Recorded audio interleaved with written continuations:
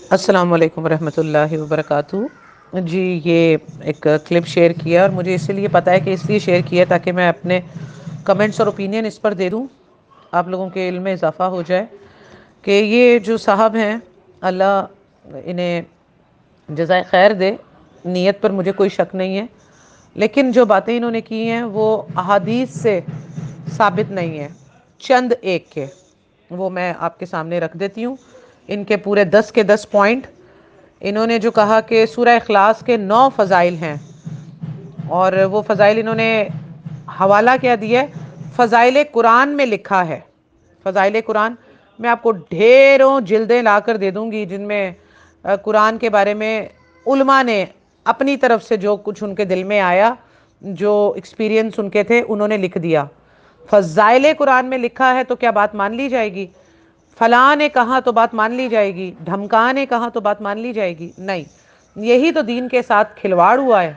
یہ 1400 سالوں میں آج دین کی جو شکل بدلی ہے، اس کا وجہ کیا ہے؟ یہی وجہ ہے کہ فلاں جگہ لکھا تھا، بیان کر دیا، وہ پھر سننے والے نے سنا، اس نے آگے بیان کر دیا، اس نے آگے بیان کر دیا، اور وہ بات رائج ہو گئی جیسے کہ وہ اللہ رسول نے کہی۔ نہیں، یہ نہیں کوئی کہتا قرآن میں فلاں صورت میں فلاں جگہ یہ لکھا، یا قرآن میں یہ لکھا ہے، یا نبی صلی اللہ علیہ وسلم نے حدیث میں یہ فرمایا۔ یہ ہم نہیں سننا چاہتے کیونکہ ہمیں عادت نہیں ہے نا یہ سننے کی، ہم اس کو اصل میں قبول نہیں کر سکتے۔ تو ہمیں جو ہے وہ کینڈیز دی جاتی ہیں، ٹافیاں دی جاتی ہیں، جس سے ہمیں لالچ بڑھے، ہم لالچ کے اندر وہ کام کریں۔ تو میں ابھی وہ ان کے 9 فضائل بیان کر دیتی ہوں جو فضائل قرآن میں لکھا ہے۔ فضائل قرآن کو نہیں مانا جائے گا، اور وہ قرآن کے فضائل میں آپ بتائیں کتنے لکھ کر، کتنی کتابیں کالی کر کے دوں آپ کو، کتنے لوگوں نے لکھی ہوئی ہیں، جلدوں کی جلدیں بھری ہوئی ہیں، کوئی ردی پیپر کے ان کا اوقات ہے؟ صرف اور صرف قرآن اور مستند حدیث سے بات دلیل بنے گی، اس کے علاوہ دلیل نہیں بن سکتی۔ پہلا انہوں نے کہا کہ مسلم میں روایت ہے کہ 3 مرتبہ سورہ اخلاص پڑھنے کا ثواب ایک قرآن پڑھنے کے برابر ہے۔ اچھا، اس کے اوپر بھی اختلاف ہے اس کے سمجھنے میں۔ اصل میں 3 دفعہ سورہ اخلاص جو ہے نا وہ 3/3 قرآن ہے، ٹھیک ہے؟ 3/3 قرآن ہے وہ۔ تو 3/3 قرآن کا مطلب کیا ہے کہ قرآن کے اندر توحید کا پورے قرآن میں ذکر اتنا وزنی ہے، اتنا بھاری ہے کہ وہ توحید آپ کی جو ہے وہ آپ بیان کرتے ہیں تو اس کا اتنا اجر ہے کہ آپ جب سورہ اخلاص 3 دفعہ پڑھتے ہیں تو آپ اللہ کے واحد ہونے کا اقرار کرتے ہیں، اس کی پاکیزگی بیان کرتے ہیں، اس کی ذات کو جتنا ہمیں علم ہے وہ ہم بیان کرتے ہیں کہ اس کا کوئی ماں نہیں ہے، کوئی باپ نہیں ہے، اس کے جیسا کوئی نہیں ہے، کسی سے پیدا نہیں ہوا، کوئی اس سے پیدا نہیں ہوا، وہ پاک ہے، صمد ہے، اکیلا ہے، قہار ہے، ہر چیز کو خود کرنے والا ہے۔ تو یہ ہے اصل اس کا مطلب۔ بعض لوگوں نے اس سے جو مطلب یہ لیا ہے کہ 3 دفعہ آپ سورہ اخلاص پڑھ لیں تو وہ ایک قرآن پڑھنے کے برابر ہے، تو بھائی پھر رمضان میں یہی کیا کریں نا، 3 دفعہ سورہ اخلاص پڑھ لیا کریں، اور پورا رمضان قرآن نہ پڑھیں۔ کیوں پڑھتے ہیں؟ آپ کو بھی پتا ہے، مجھے بھی پتا ہے کہ پورا قرآن کریم سورہ فاتحہ سے لے کے سورہ ناس تک وہ ہے اصل قرآن کی تلاوت۔ نبی صلی اللہ علیہ وآلہ وسلم کو کیا ضرورت ہوتی تھی کہ قیام اللیل میں، تہجد کی نماز میں کھڑے ہو کر پہلی رکعت میں پڑھ رہے ہیں پوری سورہ بقرہ، اور پھر اس کے بعد شروع کر دی سورہ بقرہ ختم کر دی، پہلی رکعت بتا رہی ہوں، قیام میں کھڑے ہوئے ہیں، پہلے پوری پڑھ ڈالی سورہ بقرہ، اور پھر اس کے بعد سورہ نساء، حالانکہ اس کے بعد سورہ آل عمران آتی ہے۔ تو یہاں سے یہ بات بھی پتہ چلی کہ قرآن میں ترتیب کا رکھنا ضروری نہیں ہے، نماز میں آپ ترتیب سے آیات پڑھے بغیر بھی آگے پیچھے بھی کر کے پڑھ سکتے ہیں، اس سے یہ بھی رزلٹ آؤٹ ہو گیا آپ کو، ٹھیک ہے؟ سورہ بقرہ پڑھی، پھر سورہ نساء پڑھی پوری، پھر سورہ آل عمران پہ آ گئے، یہ ایک رکعت کا معاملہ ہے۔ تو پھر نبی صلی اللہ علیہ وسلم کو کیا ضرورت تھی؟ تہجد میں کھڑے ہوتے، بس فوراً سورہ فاتحہ پڑھتے اور 3 دفعہ سورہ اخلاص پڑھتے ایک رکعت میں، پھر دوسری رکعت میں بھی یہی کرتے، تو راتوں میں کتنے قرآن ختم ہو جاتے بھائی ایک ہی رات میں۔ تو اس کو سمجھنے کا معاملہ جو ہے وہ 3/3 قرآن جو ہے نا وہ توحید کی بیان کی وجہ سے ہے۔ تو وہ قرآن پڑھنے کا جو اجر ہے نا، وہ یہ اصل قرآن پڑھنے کا اجر نہیں ہے، اس کا اجر یہ ہے کہ آپ اللہ کی حمد و ثنا جو بیان کریں تو وہ اتنی بھاری ہے، 3/3 ہے وہ قرآن کا۔ ٹھیک ہے، اب آئیں نمبر 2 پر.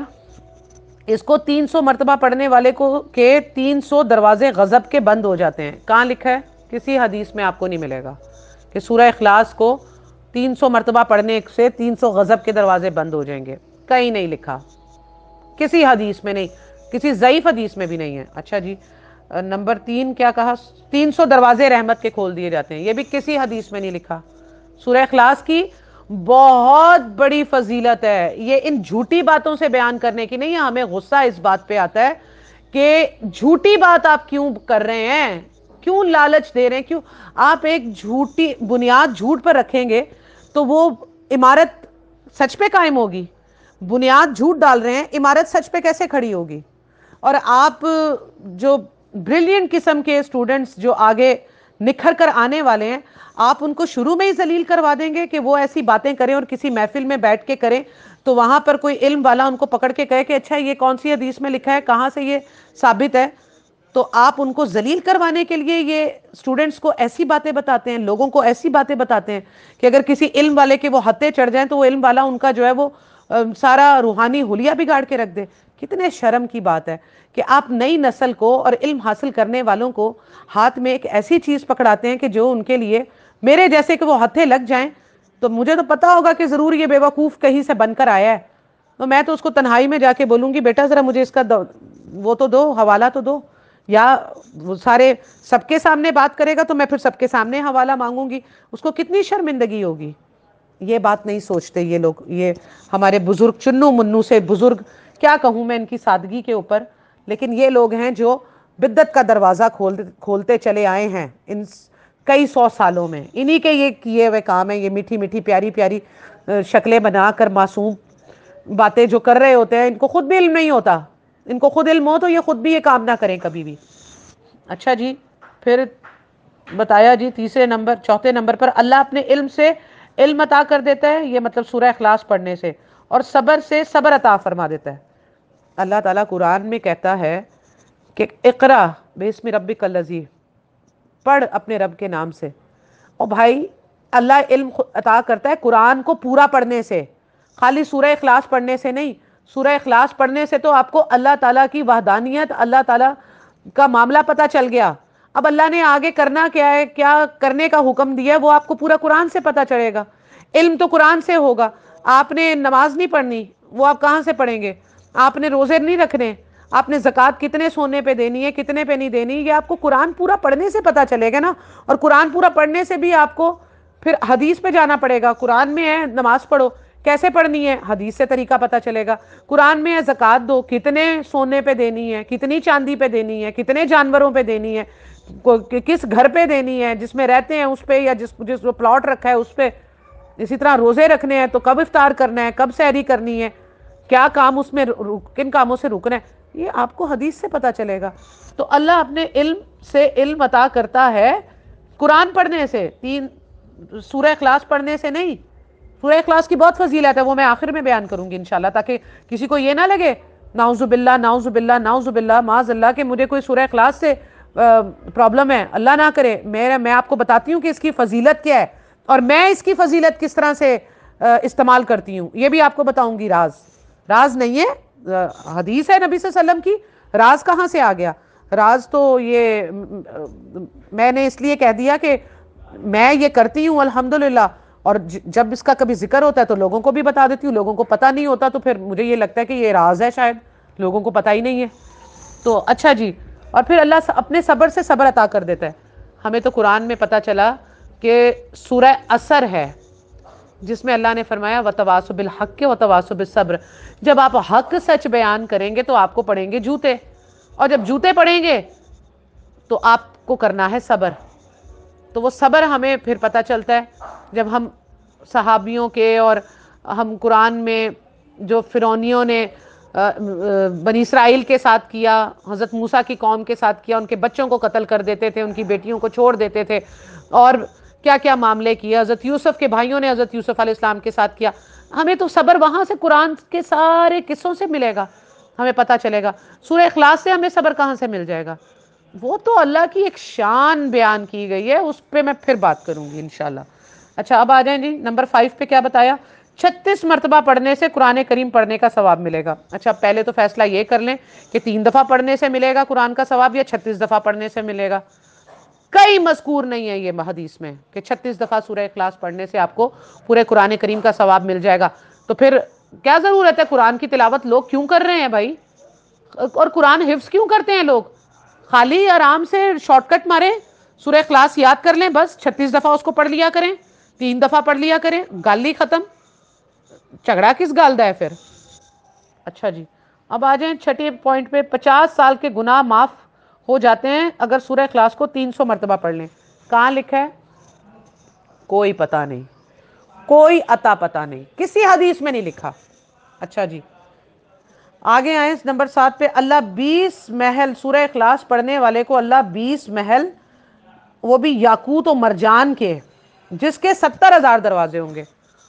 ارے میرے بھائیوں بہنوں, یہ سورہ اخلاص کی اگر آپ لوگوں کو واقعی اس کی تاثیر اور اس کا میسج پتا چل جائے نا تو آج لوگ شرک نہ کرتے. اس کی فضیلت بہت ہے, اس کی فضیلت, اس کو اگر کوئی سمجھ جائے نا, خالی پڑھنا چھوڑیں آپ ہی, پڑھ کر یہ لالچ جو آپ دے رہے ہیں نا پڑھنے کے لیے, یہ جھوٹی لالچیں ہیں, کسی حدیث میں نہیں ہے. اگر آپ سورہ اخلاص کو سمجھ جائیں نا تو پورا اسلام سمجھ میں آ جائے, لا الہ الا اللہ کا مطلب سمجھ میں آ جائے, تو پھر اللہ 20 محل یاقوت کے, کیا جس کے آپ کہہ رہے ہیں 70,000 دروازے, آپ کو جنت الفردوس میں وہ محل ملیں گے جس کو آپ کی نہ آنکھ نے کبھی دیکھا, نہ گمان نے اس کو کبھی گمان کیا. 70,000 دروازے تو بہت کم بتا رہے ہیں آپ. ادنا آدمی کو جو جنت ملے گی نا, ادنا جنتی کو, ادنا جنتی سب سے نیچے والا, 3rd کلاس, جو سب سے نیچے والا جنت کا درجہ, 7ویں جنت کا سب سے نیچے والا درجہ, اس کو بھی 10 دنیا جتنی جگہ ملے گی جنت میں. کتنی؟ یہ 10 دنیا بنا لیں آپ. یہ ایک دنیا ہے جس میں ہم رہتے ہیں, 10 دنیا جتنی جگہ ملے گی, ٹیریٹری ملے گی حکومت کرنے کے لیے. اس کے محل پھر اس میں کتنے ہوں گے, اس کے دروازے کتنے ہوں گے. آپ ایک محل کی بات کر رہے ہیں اور 70,000 دروازوں کی بات کر رہے ہیں. یہاں تو ادنا جنتی کو وہ مل رہا ہے جو 10 دنیا جتنا ہے, 10 دنیا اس کے اندر سما جائے. تو جو پھر اعلیٰ سورہ اخلاص کو سمجھ جائے گا, جو سورہ اخلاص کے مطابق اپنی زندگی گزارے گا, جو سورہ اخلاص کو عملاً دنیا میں نافذ کرے گا, لوگوں تک پہنچائے گا, کیا توحید شرک سے باز کرے گا. یہ ہے سورہ اخلاص, یہ ہے اس کی فضیلت, اور پھر اس کا انعام ہے جنت الفردوس. ابھی تو میں نے آپ کو سب سے نچلی جنت بتائی ہے نا, کہ نچلی جنتی, نچلے درجے کی جنت والے کو 10 دنیا جتنی جو ہے جنت میں جگہ ملے گی. تو سورہ اخلاص کو جو سمجھ گیا اور اس کے ساتھ جس نے تبلیغ کی, توحید پھیلائی, شرک سے باز کیا, اس کو جنت الفردوس ملے گی. اب اندازہ لگا لیجئے کیا ہوگی وہ. اچھا جی نمبر 8 پوائنٹ پہ آ جائے. اللہ اس سورت کو پڑھنے والے کو 2000 نفل پڑھنے کا ثواب دے گا. کہاں لکھا ہے؟ کچھ پتہ نہیں ہے ہی نہیں. ہم بھائی محنت کرتے ہیں, حدیثیں پڑھتے ہیں, ہر ایک چیز کی تہ تک جاتے ہیں, تحقیق کرتے ہیں, کہیں نہیں لکھا بھائی یہ. ٹھیک ہے, اور جو صحیح حدیث ہے وہ ہے, آپ صلی اللہ علیہ وسلم نے فرمایا, قرآن کی ایک آیت یا ایک حدیث بھی اللہ تعالیٰ کے ہی وحی میں آتی ہے, کیونکہ آپ صلی اللہ علیہ وسلم اپنی مرضی سے کچھ نہیں کہتے تھے. سورہ نجم میں یہ بات ثابت ہے کہ آپ صلی اللہ علیہ وسلم کی بات وحی ہے. اب وہ حدیث کی شکل میں ہو تو بھی وحی ہوگی. تو آپ صلی اللہ علیہ وسلم نے تو فرمایا قرآن کی ایک آیت یا ایک حدیث دوسرے آدمی تک پہنچانا پوری رات کے نوافل پڑھنے سے افضل ہے. آپ یہاں کہہ رہے ہیں 2000 نوافل پڑھنے سے افضل ہے ایک دفعہ سورہ اخلاص پڑھ لیں. کتنی افسوس کی بات ہے.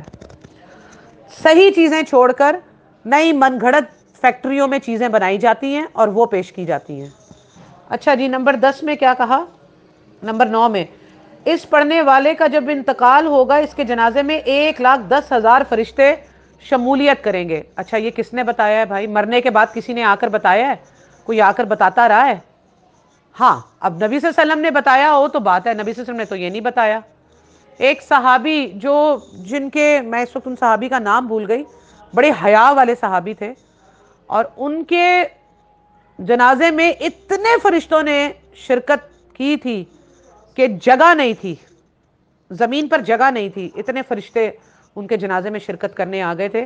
آپ سب نے فرمایا جگہ نہیں اس وقت مل رہی، اتنے فرشتے آئے ان کے جنازے میں، پھر بھی ان کو بھی قبر نے دبایا تھا، ان کو بھی قبر نے دبایا تھا. ٹھیک ہے، تو یہ سورہ اخلاص پڑھنے سے 1,10,000 فرشتے آئیں گے، یہ بات کسی مستند حدیث سے ثابت نہیں ہے. ہمارے لیے یہی کافی ہے کہ ہم ایمان پر، توحید پر، لا الہ الا اللہ محمد رسول اللہ صلی اللہ علیہ وآلہ وسلم کا اقرار کر کے فوت ہو جائیں، بس ہمارے لیے تو یہی بہت بڑی کامیابی ہے. باقی اللہ کی رحمت اور مغفرت جب تک ہمیں ڈھانپ نہیں لے گی، ہمارے نیک اعمال بھی ہمیں ہماری مغفرت نہیں کر سکتے، ہمیں جنت میں نہیں داخل کروا سکتے. یہ تو رسول اللہ صلی اللہ علیہ وآلہ وسلم نے فرما دیا کہ نیک اعمال بھی کسی کو اس کو جنت میں داخل نہیں کروا سکتے. تو ایک صحابی نے پوچھا کہ یا رسول اللہ صلی اللہ علیہ وسلم آپ کو بھی؟ آپ نے فرمایا ہاں، میں بھی جنت میں تب تک داخل نہیں ہو سکتا، اپنے نیک اعمال کی بنیاد پہ بھی داخل نہیں ہو سکتا جب تک کہ اللہ کی رحمت مجھے نہ ڈھانپ لے. سبحان اللہ، اللہم صلی علی محمد وعلی آل محمد. یہ ہے اصل سمجھنے کی چیزیں. اور اچھا، نمبر 10 انہوں نے کہا کہ اخلاص کے ساتھ سورہ اخلاص پڑھ لیں تو مغفرت واجب ہو جاتی ہے. کہاں لکھا ہے؟ کہیں نہیں لکھا. البتہ یہ حدیث موجود ہے کہ جس کا مرتے وقت آخری کلمہ لا الہ الا اللہ ہوا تو اللہ تعالیٰ اس کی مغفرت فرما دے گا. اب وہ بھی آپ اللہ کو دھوکہ نہیں دے سکتے. کرتے آپ شرک کریں، ٹھیک ہے، آپ قبروں کو پوجیں، غیر اللہ کے نام کی نیازیں دیں، محرم میں خوب حلیمے اور شربت پئیں، امام حسین کے نام کا پانی کی سبیل پئیں، غیر اللہ کے نام کا پانی پئیں، غیر اللہ کے نام کی حلیم کھائیں، پھر 12 ربیع الاول پہ نبی صلی اللہ علیہ وسلم کے نام کی دیگیں کھائیں، غیر اللہ کا کھانا کھائیں نام کا، پھر آپ کنڈے بھی منائیں، شبراتیں بھی منائیں، مسجدوں میں جا کر آپ بدعتیں بھی کریں، سب کچھ کریں، شرک بھی کریں، اور اینڈ میں آپ یہ کہہ دیں کہ لا الہ الا اللہ پڑھ لو تو مغفرت ہو جائے گی. اللہ کے ساتھ آپ جو ہے وہ گیم نہیں کر سکتے. آپ دنیا والوں کے سامنے گیم کر سکتے ہیں، ٹھیک ہے نا. وہ حدیث بھول گئے آپ لوگ جو صحیح مسلم میں ہے یا بخاری میں ہے، جو میں شیئر بھی کر چکی ہوں، کہ اللہ تعالیٰ سب سے پہلے جو ہے جہنم میں ان لوگوں کو ڈالے گا، ایک شہید، ایک عالم، اور ایک کون؟ شہید، عالم اور سخی. سخی کو ڈالے گا اللہ جہنم میں، تو کہے گا اللہ میں نے تیرے راہ میں اتنا مال خرچ کیا. اللہ کہے گا تو نے اپنی واہ واہ کرنے کے لیے کیا کہ یار یہ بندہ کتنا مال خرچ کرتا ہے، واہ بھائی اس کے جیسا تو کوئی دوسرا نہیں ہے، تجھے یہ چاہیے تھا، مل گیا، چل اب نکل جہنم میں. پھر آئے گا شہید، یہ جو ہمارے ہاں تو ہر کسی کے ساتھ شہید لگا دیا جاتا ہے. پیپلز پارٹی کا مرا تو شہید، نون لیگ کا مرا تو شہید، پی ٹی آئی کا مرا تو شہید، ایم کیو ایم کا مرا تو شہید. کون؟ اپنے مفادوں کی خاطر، دنیا کے مال، کرسی، سیٹوں کے پیچھے مرے شہید. نعوذ باللہ، اللہ سے ڈر نہیں لگتا انہیں. شہید اللہ کی راہ میں مرنے والا، اس کو قیامت کے دن وہ کہے گا اللہ مجھے کیوں جہنم میں ڈال رہے، میں تو تیری راہ میں. اللہ کہے گا چپ، تجھے چاہیے تھا لوگ کہیں کیا بہادر آدمی ہے، ڈرتا نہیں ہے کسی سے، بس تو یہ چاہتا تھا، مل گیا تجھے. تو میری راہ میں کہاں شہید ہوا ہے؟ تجھے اپنی میں چاہیے تھی، اپنی تعریف چاہیے تھی، تو جو تو چاہتا تھا تجھے دنیا میں مل گیا. اب خلی ولی چل جہنم میں. اب آئے گا عالم. یہ عالم، یہ علم والوں کے لیے. اتنا ڈرتی ہوں اس حدیث سے، 20 سالوں سے ڈر رہی ہوں اور مرتے دم تک ڈرتی رہوں گی، اور اللہ مجھے ڈراتا رہے اس سے، اپنی اوقات میں رہوں، اپنی کھال سے باہر نہ نکلوں، کوئی بڑا بول نہ بول دوں، کبھی تکبر میں نہ آ جاؤں. غصہ صرف اس بات پہ آتا ہے جب دین کی شکل بگاڑی جاتی ہے، بس غصہ ان چیزوں پر آتا ہے. عالم کہے گا اللہ میں نے تو تیرا دین کا علم حاصل کیا، حافظ قرآن بنا، لوگوں تک تیرا پیغام پہنچایا. اللہ کہے گا اس لیے کہ تیرے بڑے بڑے جلسے ہوتے تھے، تو چاہتا تھا کہ تو چھا جائے دنیا پہ، تیرا نام ہو پوری دنیا میں. یار وہ بندہ ہے، کیا بات کرتا ہے، کیا لوگ ہوتے ہیں اس کے مجمع میں. جیسے آج جنازے ناپے جا رہے ہیں ایمان اور کفر کو ناپنے کے لیے، آج مغفرت اس کی ہو جائے گی جس کا جنازہ بہت بڑا ہوگا. آج وہ عالم کہلائے گا جس کے جلسے میں جتنے زیادہ لوگ ہوں گے، ٹھیک ہے، جس کی مسجد بھری ہوئی ہوگی، ممبر کے پیچھے اور یہ سمندر لگے ہوئے ہوں گے لوگوں کے، آج اس کو عالم مانا جاتا ہے. تو اللہ کہے گا یہی چاہتا تھا نا، لوگ تیری تعریف کریں، تیرے جلسوں میں پیر رکھنے کی جگہ نہ ہو، تیری تقریر سننے کے لیے لوگ میلوں دور تک کھڑے ہوئے ہوں، نعرے لگ رہے ہوں تیرے. یہی چاہتا تھا نا، مل گیا، چل اب دفع ہو جا جہنم میں. تو یہ ہے معاملہ، یہ ہے. اب اخلاص کے ساتھ 3 دفعہ آپ سورہ اخلاص پڑھ لیں یا 1 دفعہ اخلاص کے ساتھ سورہ اخلاص پڑھ لیں تو جو ہے وہ مغفرت واجب ہو جائے گی؟ ہرگز نہیں، ہرگز نہیں. عالم، سخی، شہید کو اللہ جہنم میں ڈالنے والا ہے. ہم یہاں پر صرف سورہ اخلاص کو لے کے اپنی مغفرت کروا لیں گے؟ پہلے سورہ اخلاص کا مطلب سمجھیں. اب میں آپ کو بتاتی ہوں سورہ اخلاص کی شان. حدیث ہے اس وقت، سوری میں حدیث کوٹ کرنا بھول گئی جبکہ میں نے بک اپنے پاس اس وقت سامنے رکھی ہے، لیکن اب میں کیونکہ ریکارڈنگ کر رہی ہوں تو اب میں وہ بکس وغیرہ کو کھولوں گی، ڈھونڈوں گی، تو میں انشاءاللہ ابھی اس کے بعد وہ حدیث نیچے شیئر کر دوں گی. ادروائز جب میرا کلپ جاتا ہے تو وہ کچھ بعض لوگ مجھ سے یہ شکوہ کرتے ہیں کہ آپ حدیث میں نمبر بھی بتا دیا کریں تاکہ ہم وہ حدیث نکال لیا کریں. تو انشاءاللہ آئندہ میں اس بات کا بھی خیال رکھوں گی.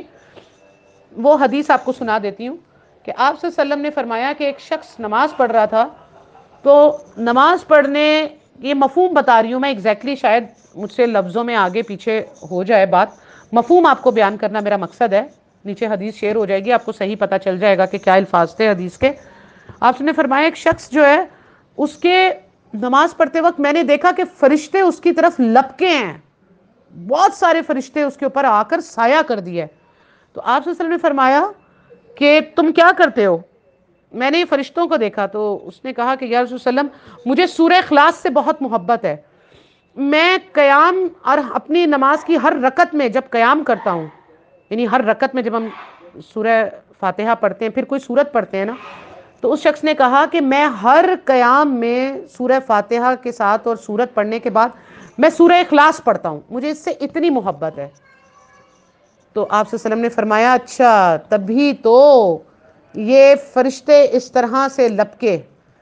پھر اسی طرح ایک اور شخص تھا، اس نے، یہ میرے استاد محترم ڈاکٹر سار احمد صاحب نے مجھے سنائی تھی کہ ایک شخص اسی طرح جو ہے وہ اس کی کسی نے آ کے مقتدی نے آ کے نبی صلی اللہ علیہ وسلم کو بتایا کہ یہ امام جب بھی وہ کرتا ہے، امامت کرتا ہے، ہر رکعت میں سورہ اخلاص پڑھتا ہے. تو یہ ہر رکعت میں سورہ اخلاص پڑھتا ہے تو یہ کیا معاملہ ہے؟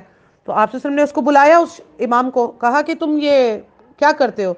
تو اس شخص نے بھی یہی کہا کہ یا رسول اللہ علیہ وسلم مجھے سورہ اخلاص سے اتنی محبت ہے کہ میں اس کے بغیر مجھ سے رکعت مجھے لگتا ہے ادھوری رہ گئی ہے، میں جب تک یہ سورت نہ پڑھ لوں. تو آپ صلی اللہ علیہ وسلم نے فرمایا بے شک تو سورہ اخلاص سے محبت کرتا ہے تو سورہ اخلاص بھی تجھ سے محبت کرے گی اور کرتی ہے. الحمدللہ. تو میرے تو الحمدللہ ثم الحمدللہ ثم الحمدللہ آپ لوگوں کو شوق دلانے کے لیے میں بتاتی ہوں. میرا بالکل مقصد یہ نہیں ہوتا کہ میں اپنی کوئی بڑھائی بیان کروں، بڑھائی میرے اللہ اور اس کے رسول صلی اللہ علیہ وآلہ وسلم اور تمام ایمان والوں کی ہے، یہ قرآن کی آیت ہے. لیکن میں بہت سالوں سے، اب تو مجھے یاد بھی نہیں ہے الحمدللہ، اور مرتے دم تک اللہ مجھے اور آپ سب کو بھی قائم کر دے کہ میں ہر رکعت میں سورہ اخلاص پڑھتی ہوں. مجھے سورہ اخلاص سے بھی اتنی محبت ہے. اور اس کا اب میں آپ کو اس کا راز بتاتی ہوں. راز کیا ہے؟ یہ مجھے اتنے سالوں کے اندر اندر ہی پتہ چلتا رہا اور چل رہا ہے اور مزید چلے گا کہ میں توحید پر کوئی کمپرومائز نہیں کرتی. میں شرک کی چھیٹ کو بھی سونگ کر بتا دیتی ہوں. میں الحمدللہ ثم الحمدللہ، یہ میں بکری میں نہیں، یہ سورہ اخلاص میں بول رہی ہوں، یہ سورہ اخلاص کو میں بول رہی ہوں کہ جو میں سورہ اخلاص پڑھتی ہوں نا، اللہ کی دی ہوئی توفیق سے، نبی صلی اللہ علیہ وسلم کے بتائے ہوئے تحفوں سے، اس کی وجہ سے میرے اندر ہر کسی کی محبت سے نا اللہ کی محبت بڑھ چکی ہے. میاں کی محبت سے زیادہ، اولاد کی محبت سے زیادہ، ماں باپ کی محبت سے زیادہ، ہر کسی کی محبت سے زیادہ میرے دل میں اللہ کی محبت ہے کہ میں اس کی توحید پر کمپرومائز نہیں کرتی. میں شرک کو چھینٹ کے برابر بھی برداشت نہیں کرتی. ہاں جتنا مجھے علم ہے، اللہ مجھے معاف کرے، کیا پتہ لا علمی میں اب بھی میں کہیں شرک میں ملوث ہوں، کیونکہ اگر اللہ کی محبت سے بھی زیادہ آپ کسی سے محبت کرتے ہیں تو وہ بھی شرک کی ایک قسم بن جاتی ہے. پتہ ہے آپ کو؟ جہاں تک میرا علم ہے میں بچنے کی پوری کوشش کرتی ہوں. باقی اللہ جب تک مغفرت نہیں کرے گا، اللہ خود سے رعایتی نمبر نہیں دے گا، ہم کسی بھی ٹاپک میں پاس نہیں ہو سکتے. سیدھی سچی بات ہے. تو میری یہ راز مجھے اس لیے یہ پتا چلا کہ یہ جو میں اس سے اتنی محبت کرتی ہوں سورہ اخلاص سے، اور اس کو میں ہر رکعت میں پڑھتی ہوں، تو اس کا واقعی میری شخصیت پر، میرے خون کے اندر میری روح کے اوپر وہ اثر پڑا ہے کہ میں شرک کی دشمن اور توحید کی دلادہ ہو گئی ہوں. الحمدللہ. آپ توحید پر مجھے گھنٹوں بولے نا کھڑا کر کے کہ آپ اس کے اوپر لیکچر دیں, میں گھنٹوں بولتی رہوں گی اور پانی بھی نہیں مانگوں گی آپ سے کہ میرا منہ سوکھ گیا ہے. واللہ اتنی مٹھاس ہے, اتنی مٹھاس ہے اللہ کی توحید میں, اتنا مزہ ہے اللہ کی توحید میں, اس کو بیان کرنے میں, اس پر عمل کرنے میں. تو بیان کرنے میں تبھی مزہ آتا ہے, اس کی تاثیر تبھی ہوتی ہے جب اس پہ عمل کیا جاتا ہے. تو یہ ہے سورہ اخلاص کی شان کہ آپ کے لیے اللہ تعالیٰ آپ کی روح, آپ کے خون, آپ کے پٹھوں میں توحید ڈال دیتا ہے. یہ ہے اس کی شان. اب ایک دفعہ پڑھو یا 3 دفعہ پڑھو, میں ایک رکعت میں ایک ہی دفعہ پڑھتی ہوں, 3 دفعہ تو نہیں پڑھتی, ایک ہی دفعہ پڑھتی ہوں, ہر رکعت میں ایک دفعہ پڑھتی ہوں. الحمدللہ ثم الحمدللہ. اتنے سالوں سے پڑھ رہی ہوں, مجھے یاد بھی نہیں ہے, اللہ کی توفیق سے. تو دیکھ لیں آج اللہ تعالیٰ نے میرے پٹھوں میں, میرے خون میں, میرے روح کے اندر سورہ اخلاص کو گھول دیا ہے. الحمدللہ ثم الحمدللہ. ایسے گھولیے. یہ جو آپ کو جھوٹی شانیں بیان کی جا رہی ہیں, یہ حدیثوں سے نہیں ہے ثابت. جو حدیث سے ثابت ہے وہ میں نے آپ کو بتایا, جو عمل میں خود کرتی ہوں, کیونکہ وہ کام کرنے کا حکم دو جو تم خود بھی کرتے ہو. یہ قرآن کی آیت ہے, اس کا حکم کیوں دیتے ہو جو خود نہیں کرتے؟ تو یہ ہے اس کا معاملہ. یہ بھی ماشاءاللہ کافی لمبا ہو گیا, اور آئی ہوپ کہ یہ علماء ہیں بیچارے, ان لوگوں کو بس جو ملتا ہے, انہوں نے وہ اپنے بابوں کی کتابیں پڑھی ہوتی ہیں, پیری فقیری, اور وہ بیعت کیے ہوتے ہیں اپنے پیروں مرشدوں سے. پھر وہ جو کتابیں ان کو دیتے ہیں, جو بیانات ان کو بتاتے ہیں, یہ لوگ وہ چنو منو سے لوگ وہ لے کر پھر وہ اپنا فرض سمجھ کر آگے لوگوں کو بتا دیتے ہیں کہ جی جتنے لوگوں کو آپ اس کے اندر داخل کریں گے تو اتنا ثواب. نہیں جی, نبی صلی اللہ علیہ وسلم نے فرمایا ہے کہ قرآن اور حدیث تم پر لازم ہے کہ میری بات کو سنو اور اسے آگے پہنچاؤ. یہ آپ صلی اللہ علیہ وسلم کا جو ہے آخری خطبہ, حجۃ الوداع کا خطبہ ہے. اس لیے ہم نبی صلی اللہ علیہ وسلم کی بات کو آگے بڑھائیں گے, اسی میں عافیت ہے, اور آخرت میں نبی صلی اللہ علیہ وسلم کی شفاعت بھی انہی لوگوں کو ملے گی جو قرآن, اللہ کی بات کو اور نبی صلی اللہ علیہ وسلم کی بات کو آگے پہنچائیں گے, نہ کہ باپ داداؤں, پیروں فقیروں, مرشدوں, گدی نشینوں, جن کی اپنی ہاتھوں کی لکھی ہوئی اپنے جو ہے وہ کتابیں ہیں, اپنے ایکسپیرینس ہیں جنگلوں اور ادھر ادھر رہبانیت کی طرح بیٹھ کے چلے ملے کاٹ کے ان کو جو شیطان نیک شکلوں میں آ کر جو وظیفے بتا جاتا تھا وہی آج تک وہ لوگ ہمیں بتا رہے ہیں. تو ہم ان وظیفوں کے دشمن ہیں, اور ہم قرآن اور حدیث کو اس کے مقابلے میں انشاءاللہ تعالی اللہ کی دی ہوئی طاقت, توفیق اور اصلاح کے ساتھ بیان کرتے رہیں گے. آمین ثم آمین یا رب العالمین. السلام علیکم ورحمۃ اللہ وبرکاتہ.